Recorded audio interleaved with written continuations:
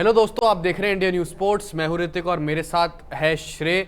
बस अब एक दिन का वेट ही रह गया है, फिर कल होगा IPL final Rajasthan Royals versus Gujarat Titans के बीच। तो इस वीडियो में हम आपके साथ शेयर करेंगे कि दोनों स्पिनर्स में से एक तो राजस्थान रॉयल्स में है युजवेंद्र चहल और रविचंद्रन अश्विन, दूसरी तरफ देखें गुजरात टाइटंस में है राशिद खान, साई किशोर और बीच में जो पार्ट टाइम स्पिन डाल लेते हैं राहुल तेवतिया। तो इन दोनों के बीच में दोनों की जो स्पिन जोड़ियां हैं दोनों टीमों की, तो उनमें से कौन सी ज्यादा कल के मैच में कारगर होने वाली है, कौन सी ज्यादा दोनों में से कौन सी सक्सेसफुल होने वाली है श्रेय?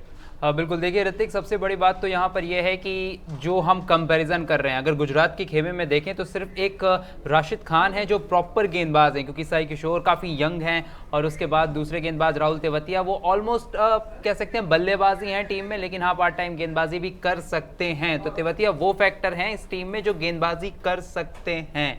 अब देखना यही होगा कि जो दूसरी तरफ है राजस्थान के खेमे में अगर देखें तो वहाँ पर दूसरी तरफ रविचंद्रन अश्विन, कौन नहीं जानता, प्रॉपर गेंदबाज हैं, बहुत चालाक है। और उनके साथ एक दूसरे गेंदबाज जो नाम ही उनका चालाक चतुल चंचल चहर है, चेस के खिलाड़ी हैं, लेकिन मैदान पर, क्रिकेट के मैदान पर भी बहुत ही ज़बरदस्त गेंदबाजी करते हैं। अब देखना यही है कि पिच किस तरह से बिहेव करती है, क्योंकि जिस तरह से पिच बिहेव करेगी हमें रिजल्ट वैसा ही निकल कर आएगा। मेरे ख्याल से यही लगता है कि कहीं ना कहीं चहल जिस तरह से इस समय गेंद को स्लो रख रहे हैं, हवा में ज़्यादा कहते हैं ना ड्रिफ्ट के लिए जा रहे हैं, जी, फ्लाइट के लिए जा रहे हैं चहल, उन्हें ज़्यादा सक्सेस मिल सकती है। बिल्कुल मिल सकती है, लेकिन अगर हम देखें कुछ दिनों से जब आईपीएल के क्रूशियल मैचेस चल रहे हैं तो राशिद खान इन दोनों से ज़्यादा कारगर साबित हो रहे हैं। जबकि युजवेंद्र चहल की तरफ अगर हम देखें तो युजवेंद्र चहल ने चाहे आईपीएल 2022 की पहली हैट्रिक ली हो, अपने नाम करी हो, और आईपीएल और अगर हम देखें पर्पल कैप में चाहे दूसरे नंबर पर दावेदारी में, कुछ दिन पहले तक पहले नंबर पर चल रहे थे लगातार, लेकिन अभी वनिंदु हसरंगा पहले नंबर पर हैं। दोनों की 26-26 विकेटें हैं, लेकिन इकोनॉमी बेहतर है वनिंदु हसरंगा की, इस वजह से पहले नंबर पर हैं। और अगर हम देखें पिछले 2 मैचों से चहल को एक भी विकेट नहीं मिला है और रन काफ़ी दिए हैं। एक बार देख, अगर हम रॉयल चैलेंजर्स बैंगलोर के खिलाफ जो पिछले दिन ही मुकाबला हुआ था उसमें एक भी विकेट नहीं लिया था, उन्होंने 45 रन दिए थे।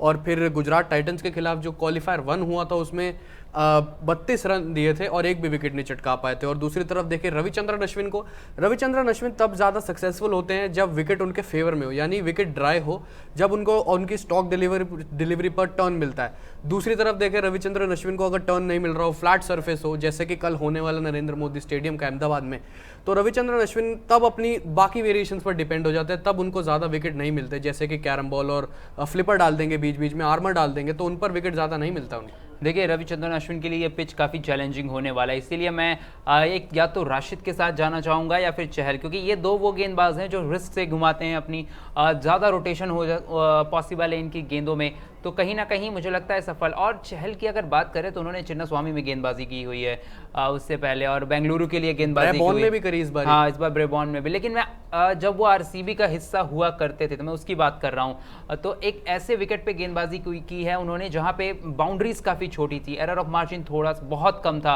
आपने थोड़ी सी गलत गेंद डाली, लाइन से हटे, लेंथ थोड़ी सी पीछे रखी, तो वहाँ पर बल्लेबाज को मौका होता था। और मिस टाइम भी, बाउंड्री छोटी होने की वजह से भी वहाँ पे बाउंड्री लग जाती थी, या तो चौके मिल जाते थे या फिर छक्के मिल जाते थे।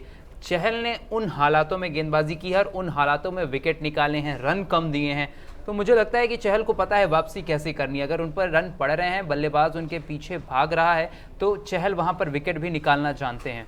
बिल्कुल सही कहा आपने, लेकिन इस बारी तो मैदान भी बहुत बड़ा है नरेंद्र मोदी स्टेडियम का, जहाँ पर ये फाइनल मुकाबला होना है। तो वहाँ पे अगर चहल अपनी तरफ गेंद को खींचते हैं, फ्लाइट रखते हैं और बिल्कुल गति नहीं देते गेंद में, तो उनको तब विकेट मिल सकती है। और राशिद खान की तरफ देखें तो राशिद खान तेज़ गति से डालते हैं और पावर प्ले में बहुत अच्छे बॉलर साबित हो पाएंगे कल गुजरात टाइटंस के लिए। राशिद खान की अगर हम तरफ देखें तो शुरुआती मैचों में उनको विकेट नहीं मिली थी, लेकिन जो क्रूशियल मैच हुए थे आखिरी के 5, उनमें उनकी टोटल 9 विकेटें हैं। और अगर हम देखें दूसरी तरफ राजस्थान रॉयल्स के रविचंद्रन अश्विन और चहल की तरफ, तो कुल मिलाकर इन दोनों के आखिरी 5 मैचों में 9 विकेटें नहीं बनती। रविचंद्रन अश्विन के आखिरी 5 मैचों में सिर्फ 3 विकेटें हैं, तो स्टैट्स के मामले में ज़रूर बेहतर है राशिद खान इनसे आखिरी 5 मैचों के मुकाबले में। लेकिन बड़ा स्टेडियम है तो हो सकता है कि युजवेंद्र चहल और रविचंद्रन अश्विन की जोड़ी चल जाए।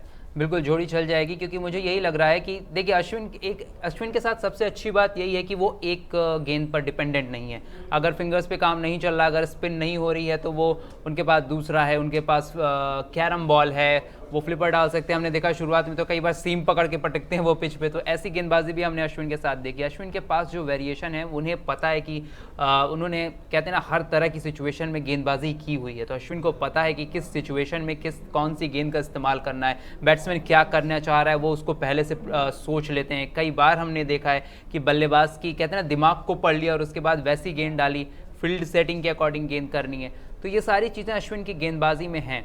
देखना यही है कि अब यहाँ से अश्विन से कितने ओवर कराते हैं, चहल से कितने कराते हैं, और साथ में दूसरी तरफ अगर माफ़ करें अगर गुजरात के खेमे की बात करें तो साई किशोर और तेवतिया का कैसा साथ मिलता है हमारे राशिद खान को। साई किशोर की आपने बात उठाई तो साई किशोर काफ़ी इकोनॉमिकल बॉलर हैं। शुरुआत पिछले मैच की अगर हम देखें तो उन्होंने 4 ओवर में 43 रन दिए थे, उससे पहले तो काफ़ी इकोनॉमिकल रहे थे साई किशोर, लेकिन रन रोक सकते हैं, इतने अच्छी बॉलिंग है उनकी, इतने सक्सेसफुल हैं ऐसी फ्लैट सर्फेसिस पर, खैर टर्न नहीं मिलता।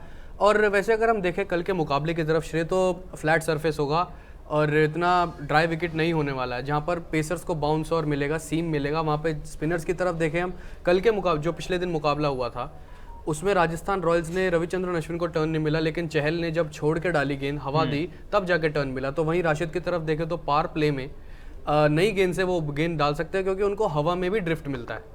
बिल्कुल, और वो जो ड्रिफ्ट वाला फैक्टर होता है वो कहीं ना कहीं बल्लेबाज को चकमा दे देता है जब लाइन से बॉल अपने हटती है, क्योंकि कई बार जब बल्लेबाज कंसंट्रेशन खो देता है तो वो ड्रिफ्ट में फंस जाता है। बस यहीं पे देखना होगा कि किस तरह से फ़ायदा उठाते हैं युजवेंद्र चहल और साथ ही साथ राशिद खान, जो कि लगातार हमने कई बार देखा है कि उनकी गुगली को प्रिडिक्ट करना बिल्कुल भी आसान नहीं है। आपको उनके हाथ पे देखना होगा, उनके हाथ की हाइट को देखना होगा। तो ये चीज़ है, अगर एक बल्लेबाज के तौर पे आपने ये काम कर दिया राशिद खान के साथ, तो कहीं ना कहीं बिल्कुल आप राशिद खान पे अटैक कर सकते हैं, जो बल्लेबाजों ने किया भी है। बिल्कुल, और राजस्थान यही देखेगी कि 4 ओवर निकाल दे राशिद खान के, क्योंकि शुरुआत में 2 ओवर अगर उनसे नई बॉल से डलवाते तो डेंजरस हो सकते हैं हवा में ड्रिफ्ट की वजह से, और तेज़ गति जो कि उनको बाउंस भी मिल सकता है उसकी वजह से।